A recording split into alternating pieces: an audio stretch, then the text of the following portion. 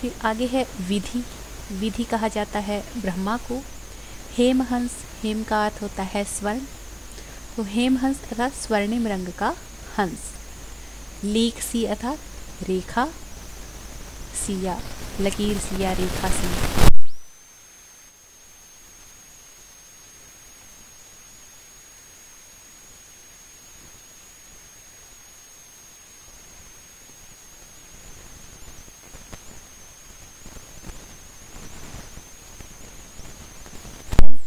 सोने जैसा स्वर्णिम रंग का पीला।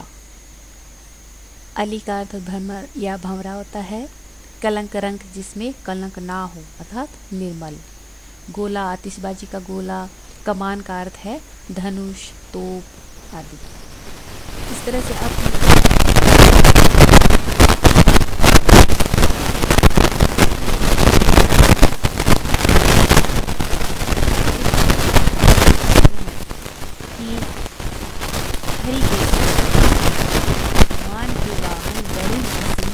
तीव्र गति से, तेज गति से अथवा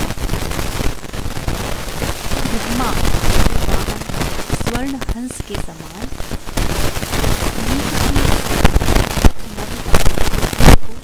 आकाश रूपी जो पत्थर है अर्थात कसौटी है, उस पर जब हनुमान तीव्र गति से आसमान में आकाश में उड़ते हुए जा रहे हैं तो एक लकीर सी, एक रेखा सी खिंचती हुई चली जा रही है।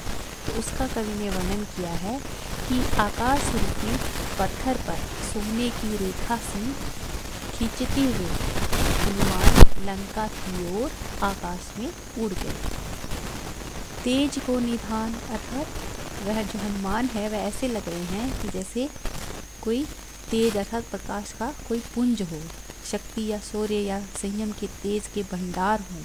तो हनुमान मानो राम द्वारा, राम मुद्रिका विमान केंदु, तो हनुमान है वो ऐसे लग रहे हैं मानो राम द्वारा दी गई जो अंगूठी है, मुद्रिका था अंगूठी, राम द्वारा दी गई अंगूठी को ही विमान बनाकर उड़ रहे हैं या उड़ गए हैं। लक्ष्मण को बाण छूटो रावण ने शंख को, तो आगे वर्णन करते हुए कहते हैं कि मानो ऐसा लग रहा है घमंडी रावण, निशंकार घमंडी या अहंकारी रावण को मारने के लिए लक्ष्मण ने कोई बाण छोड़ दिया हो, कोई तीर छोड़ दिया हो।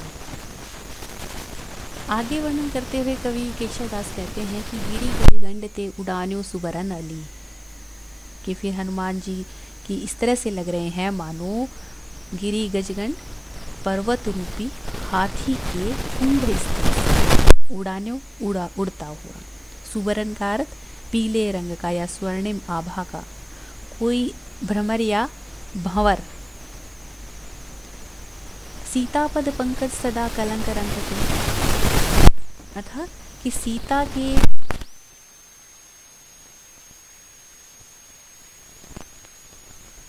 कमल की शरण पाने के लिए उड़कर आकाश से उस ओर चला गया हो। यानी कि जो हनुमान जी की जो तीव्र गति है, उनका जो जाने का जो अंदाज है, उसका यहाँ पे इस तरह से वर्णन किया है कि पर्वत रूपी हाथी के कुंभ स्थल से कोई पीले वर्ण का भंवरा या भ्रमर सीता, माता सीता के अर्थात जानकी के चरण रूपी पवित्र पावन कमल की शरण पाने के लिए उड़ करके आकाश की ओर चला गया हो। हवाई सी छूटी केशोदास आसमान में, कमान केसो गोला हनुमान चलो लंक को। तो इन पंक्तियों में कवि वर्णन करते हुए कहते हैं कि ऐसा लग रहा था कि मानो आकाश में हवाई सी अर्थात कोई आतिशबाजी सी, अर्थात किसी ने आतिशबाजी की हो, कि किसी ने आतिशबाजी की हो, या कमान केसो गोला अर्थात किसी ने तोप से कोई गोला छोड़ा हो, अर्थात कि मानो आकाश में किसी ने आतिशबाजी की हो या तोप से निकला हुआ आग का गोला है और वह लंका की ओर छोड़ दिया गया हो। तो इस प्रकार से हनुमान जी की अनेक उपमाएं दे करके यहाँ पे हनुमान जी का जो लंका गमन है, लंका की ओर जाने का जो वर्णन किया है, वह बहुत ही सुंदर वर्णन किया है। इस अवतरण के अंतर्गत, इस पद के अंतर्गत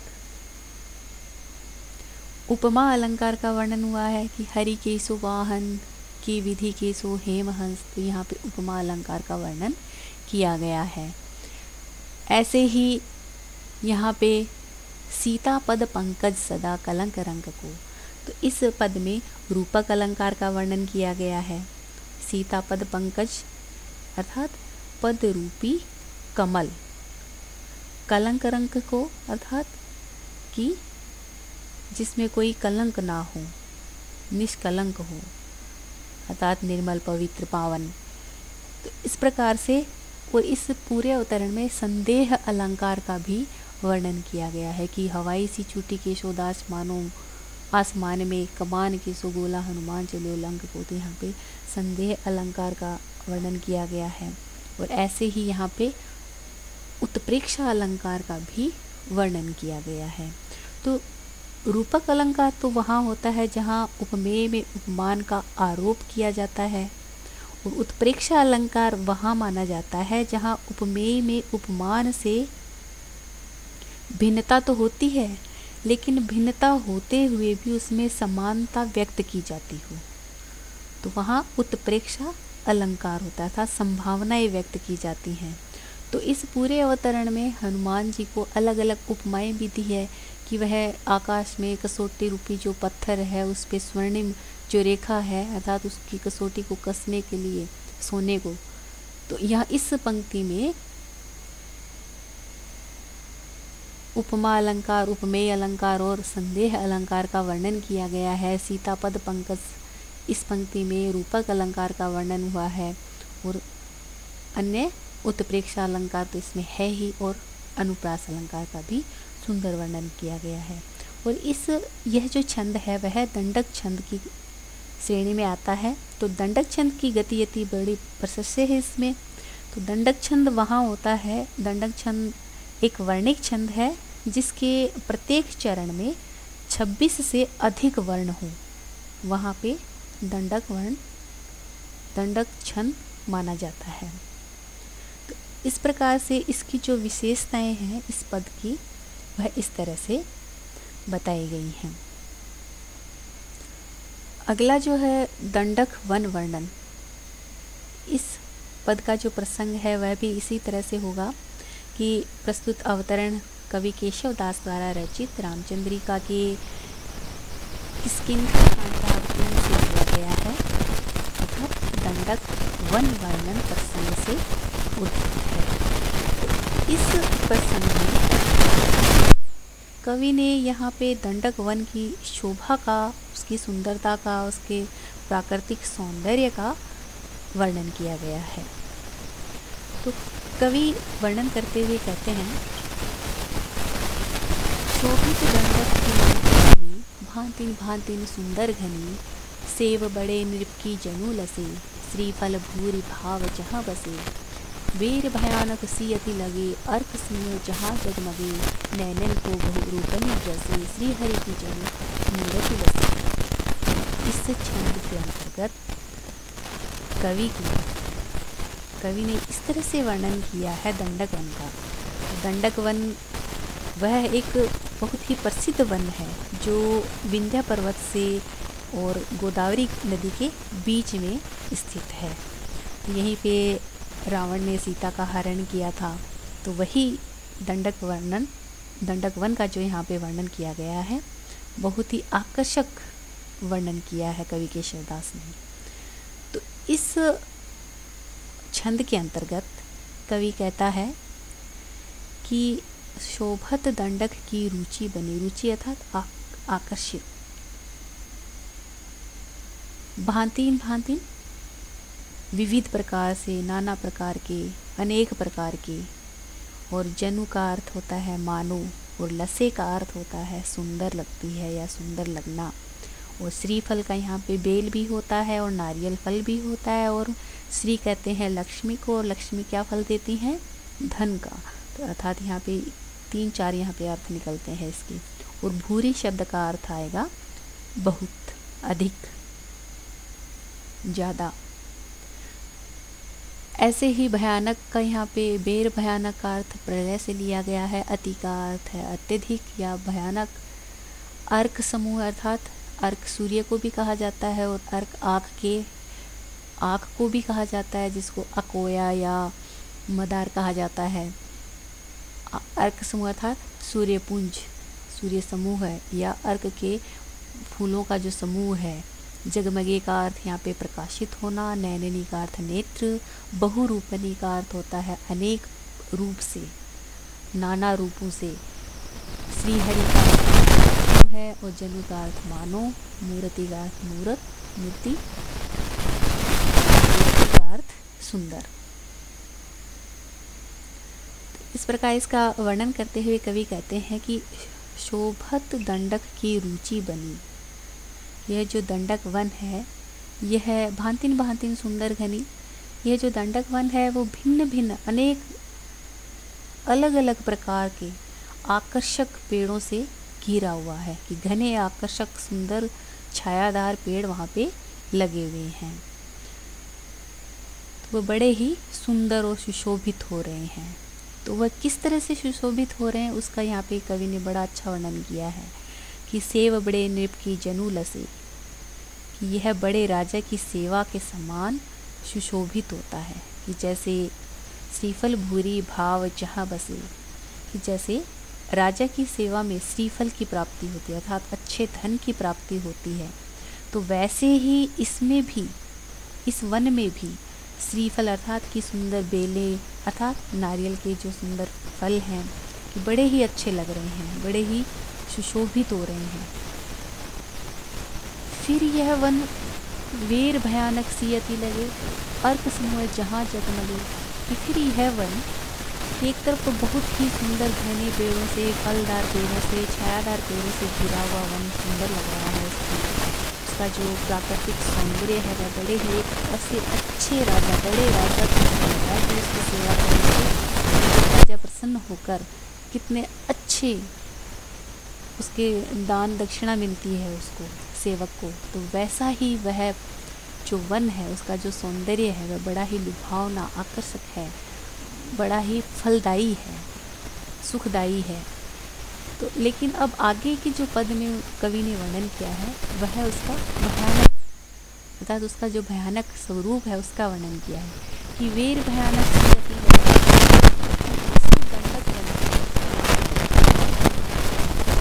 एक तरफ तो बड़ी आकर्षक शोभा है, लेकिन दूसरी तरफ यह वन प्रलय के समान होकर दिखाई देता है।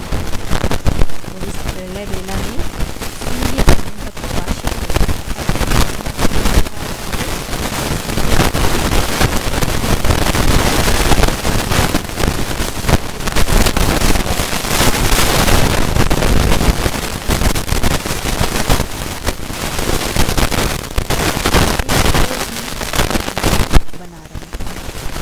प्रकार यह जो दंडक वन है यह नेत्रों को अनेक प्रकार से, नैननी को भी रूपनी ग्रसे, कि इस प्रकार यह वन नेत्रों को अनेक प्रकार से आकृष्ट कर रहा है अपनी ओर। और वो कैसे? एक तरफ तो बड़ा आकर्षक लगता है और दूसरी तरफ श्रीहरि की जनु मूर्ति लगे। तो यह जो दंडक वन है वह कहीं तो भयंकर दिखाई देता है और कहीं बड़ा ही सुंदर। इसकी वही दशा है जो एक श्री हरि अर्थात कि विष्णु अर्थात कि जो ईश्वर का जो विराट स्वरूप होता है, उस विराट स्वरूप की जो दशा होती है जिसके अंतर्गत भयंकर तथा रमणीय दोनों प्रकार के दृश्य दिखाई देते हैं। श्री हरि की जनु मूर्ति लसे अर्थात कैसे लग रहा है कि मानो वह श्री हरि की अर्थात विष्णु की मूर्ति के समान सुंदर लग रहा है, सुशोभित हो रहा है। तो एक तरफ तो वह बड़ा आकर्षक लगता है और दूसरी तरफ बड़ा ही भयानक लगता है। इस प्रकार से कवि केशव ने प्रकृति के प्रति अपनी सहृदयता दिखाई है। इस पद के अंतर्गत कवि ने दंडक वन की उसकी सघनता, उसकी सुंदरता, उसका जो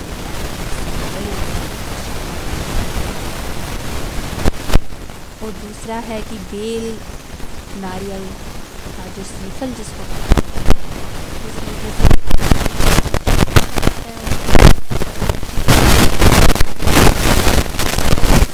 शब्द की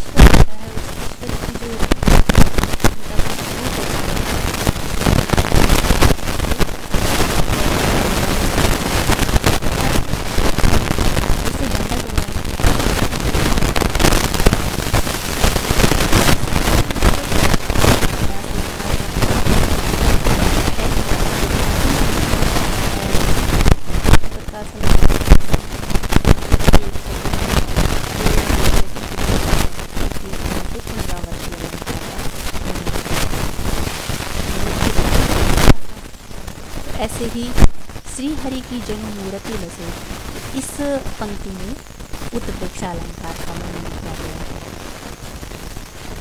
उत्प्रेक्षा अलंकार वही कि उपमेय में उपमान से भिन्नता होते हुए भी उसमें समानता व्यक्त की जाती है, अर्थात संभावनाएं व्यक्त की जाती है। तो यहाँ पे जो वन है उसको श्री हरि मान लिया जाता है और उसके जैसा ही वर्णन किया गया है, उसमें संभावनाएं व्यक्त की गई है, इसलिए यहाँ पे उत्प्रेक्षा अलंकार का सुंदर वर्णन किया गया है।